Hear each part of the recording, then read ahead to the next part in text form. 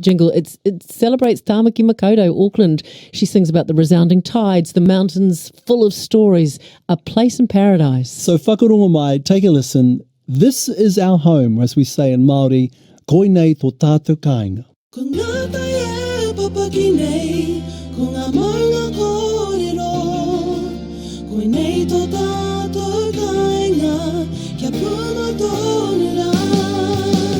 Tāmaki here ngā waka, whenua haupura. Tāmaki here ngā waka, koinei tō tātou kāinga.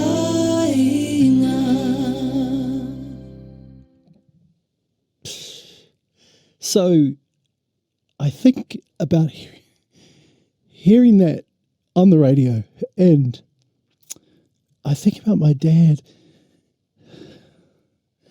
getting caned for speaking Māori. And there was this lovely woman, Naira Glaver, she used to work at Telecom, and she answered the phone there and she said kia ora, and she got reprimanded for it. And I think about where we are now, and we get to hear this on the radio. And it means so much to a lot of people. And I think about our children, that next generation who are coming along, and this is just normal for them.